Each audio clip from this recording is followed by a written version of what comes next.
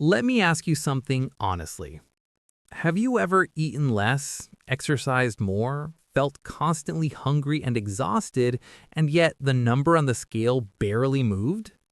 Weeks pass, your energy drops, your motivation fades, but the belly fat stays exactly the same. If that sounds familiar, you already know something most people eventually discover. The simple math you were taught, eat less, move more, doesn't always work. Because for millions of people, weight loss isn't just about calories, it's about signals. And the most powerful signal controlling fat storage is a hormone called insulin, the missing variable, storage versus burning. Insulin is not just the blood sugar hormone. It's the master switch of your metabolism. Its job is simple. When insulin is high, your body stores energy. When insulin is low, your body can access stored fat. Think of it like a lock. Your body may carry thousands of calories stored as fat, but when insulin stays elevated, those fat stores are biologically difficult to access. You can eat less, you can exercise harder, but if the storage signal remains active, your body resists switching into fat-burning mode. So the real question becomes not how many calories am I eating, but why is my body staying in storage mode? The fuel tank problem. Your body runs on two main energy systems. The first is small and easy to access, glycogen. This is sugar stored in your liver and muscles. The second is massive, body fat. Here's the rule biology follows. Your body prefers to burn the small tank first. As long as glycogen is constantly refilled, insulin remains elevated and fat burning stays limited. And modern eating patterns keep that first tank permanently full. Breakfast, snacks, coffee with sugar, more snacks, late dinner. We rarely allow insulin to fully come down, so the body never switches fuel sources. Phase 1. The mechanical drain. The fastest way to lower insulin isn't extreme exercise. It's strategic timing. When you wake up, insulin is naturally lower and liver glycogen is partially depleted from overnight fasting. If you immediately eat, especially carbohydrates, you refill the tank instantly. But if you delay food slightly and move your body, something interesting happens. Muscle contraction activates glucose transporters called GLUT4. This allows muscles to pull glucose from the bloodstream without needing insulin. Movement becomes a vacuum.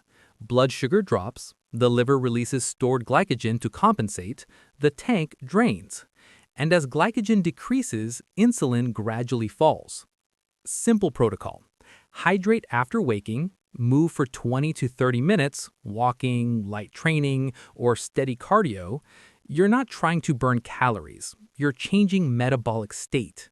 Phase 2. The chemical buffer. Once you eat, the goal changes. Now the objective is preventing sharp insulin spikes. One surprisingly effective tool is vinegar, specifically acetic acid. Research suggests consuming a small amount before meals may improve insulin sensitivity and slow carbohydrate digestion. It works in two ways. First, it slows enzymes that break starch into sugar, allowing glucose to enter the bloodstream more gradually. Second, it encourages muscles to absorb glucose instead of directing excess energy towards storage. A simple approach: mix 1 tablespoon of apple cider vinegar into water and drink it shortly before a main meal. Small intervention, meaningful metabolic effect. Phase 3. The fiber shield. Fiber is often discussed for digestion, but metabolically, certain fibers act like a physical barrier. Viscous soluble fibers, found in foods like chia seeds, flax seeds, vegetables, and psyllium, form a gel when mixed with water. This gel slows how quickly sugar reaches the intestinal wall.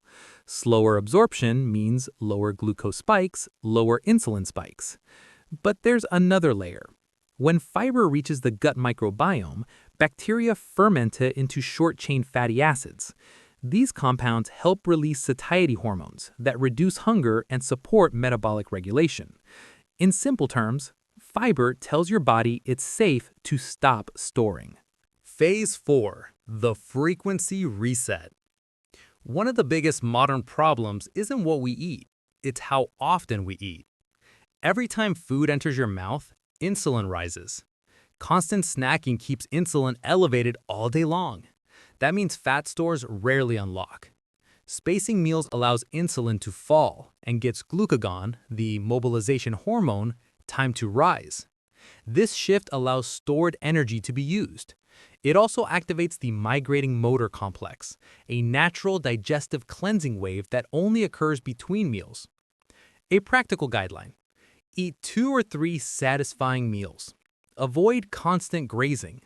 Allow real breaks between eating periods. Changing the operating system. Trying to lose fat while insulin remains elevated is like driving with the handbrake on. You can push harder, but progress feels slow and exhausting. When insulin regulation improves, something changes. Fat loss stops feeling like punishment. Energy stabilizes. Hunger becomes quieter. Your body begins cooperating instead of resisting. Because your body doesn't want to fight you, it wants efficiency.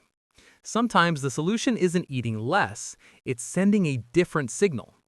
Lower the storage signal, and the system finally shifts.